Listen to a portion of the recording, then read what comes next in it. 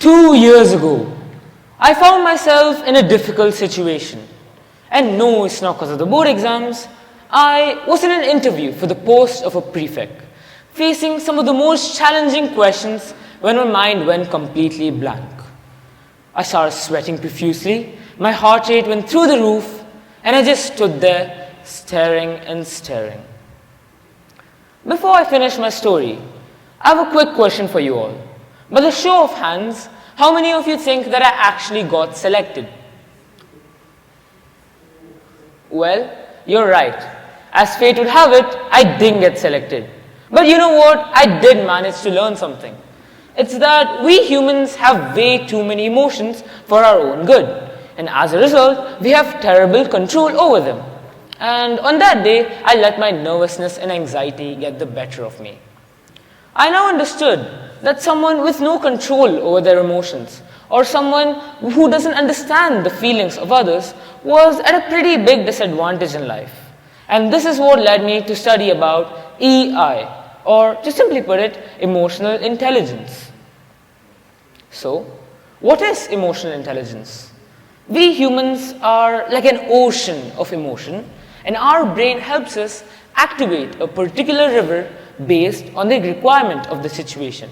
And the management of these rivers of emotions is called emotional intelligence.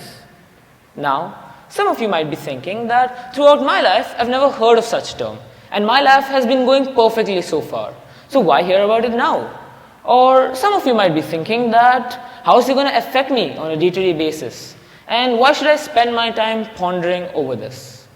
Well, I would like to explain this to you with the help of a few examples. We all watch movies, right?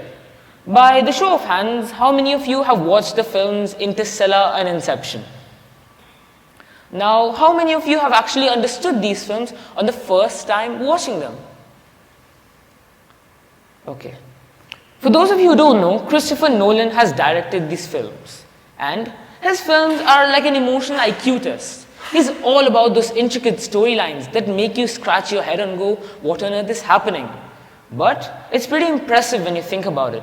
To pull that off, he's got to be a master at understanding the emotional roller coasters his characters are going through. And this is where the majority fall. Just like you guys who put your hands down. They fail to understand the emotional plotline. They fail to understand the characters and hence don't understand the film. Now, some of you have some idea where I'm going with this. But I'll make myself clear with another example. To all the adults here, how many of you remember your first job interview where you're filled with that excitement that you're finally going to make your first money? Well, some of us tend to think that if we have a very perfect resume or if we have graduated from a prestigious college, that we're most likely to get the job. However, this is not always the case. Sure, all of these do add pros on why you should get hired, but most of the hiring process happens inside that interview room when it's sitting in front of the interviewer. Let's take a case. Let's say you're sitting in front of the interviewer and he goes through your resume and other stuff and values you at an X amount of money. Throughout the duration of the interview, it's your goal to increase your value to X or X plus 5 or X plus 10. And this is known as the art of negotiation. And one can only be good at the art of negotiation if he or she has a high emotional intelligence. Now, you can see that we use and require emotional intelligence so much in our day-to-day lives. I want you all to close your eyes and just imagine. Imagine what would happen if you dedicate a time of your day, every day, to improve your emotional intelligence. Just imagine how advanced you would become as an individual. And what if you began this training from a very, very young age? Maybe then I wouldn't have flopped my interview.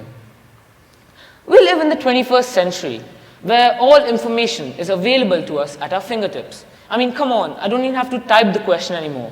I can just scan it using my phone and can get a bunch of solutions.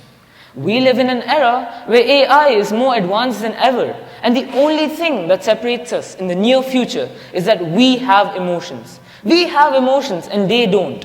And if we fail to take advantage of this, we fall behind. Schools could introduce a new period where just like we learn physics, chemistry, math, bio, etc., we learn to develop our emotional intelligence. And this can be done in many ways.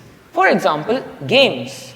It's a universal truth that kids, adults, teens, etc., everyone loves to play video games. And normal games too. But for obvious reasons, since video games aren't allowed in school, we have to stick with board games. Board games are a fun and entertaining way to teach your kids those decision-making, critical thinking, problem-solving skills, which are all elements of emotional intelligence. And to all the riddle-solving people out there, you can also solve riddles that actually test and improve your emotional intelligence. And to all the parents listening, instead of pestering your kids to solve those WhatsApp-forwarded riddles every day in the morning, why not give them questions that actually test their emotional intelligence? For example, would you divert a train which is on track to run over 4 people, but in doing so, you run over 1 person? But the catch is, that 1 person is your close friend. Would you divert the train? Questions like these not only tackle your intelligence and logical reasoning, but also your emotional intelligence. Parents play a huge role in development of emotional intelligence of their children. For example, parents tend to focus on one aspect of education, like academics. They fail and neglect other aspects like sports, music, art, literature, etc., etc. We often receive a lot of criticism when trying to pursue something non-academic. Children often face scoldings and rebukes when they start questioning things around them. This kind of approach not only stifles the young children's curiosity, but also makes them not share things with their parents. Having said this, I can already see the smoke coming out of my dad's ears. You see, my dad is a bit of a tough cookie. The idea of emotional intelligence seems a bit fluff to him. But the truth is, emotional intelligence is not just a feel-good concept. It's a real-life skill that can have a significant impact on your personal as well as professional life. It's like having a secret weapon in your back pocket. So, if you want to be the cool kid on the block or impress your boss, work on your emotional intelligence. Not only will you be able to read people like a book, but you'll also be able to handle those pesky emotions like a pro. And who knows, maybe you'll finally understand why a significant other gets mad at you for not keeping the toilet seat down. Thank you and have a nice day.